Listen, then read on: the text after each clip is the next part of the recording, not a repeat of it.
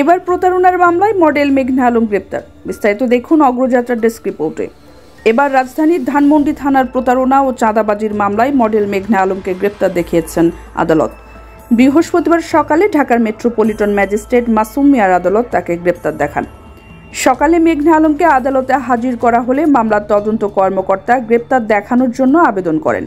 রাষ্ট্রপক্ষ মহানগর দায়রা জজ আদালতের পাবলিক প্রসিকিউটর তাকে গ্রেপ্তার দেখানোর পক্ষে শুনানি করেন। শুনানি শেষে বিচারক মেঘনা আলমকে গ্রেপ্তার দেখান।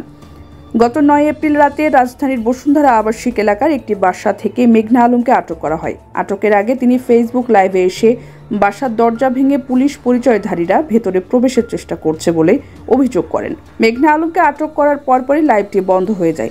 12 মিনিটের বেশি সময় ধরে চলা ওই লাইভ তার আইডি থেকে ডিলিটও হয়ে যায়। তবে এর আগেই ফেসবুকে তা ছড়িয়ে পড়ে। পরদিন রাত 10:30টার দিকে তাকে ঢাকা মহানগর হাকিম আদালতে উপস্থাপন করে মহানগর গোয়েন্দা পুলিশ।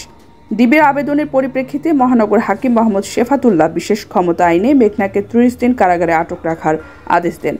মডেল মেঘনাকে আটকের প্রক্রিয়া নিয়ে সমালোচনার মধ্যে 12 এপ্রিল ডিএমপির ডিবি প্রধান রেজাউল করিম মল্লিককে দায়িত্ব থেকে সরিয়ে দেওয়া হয়।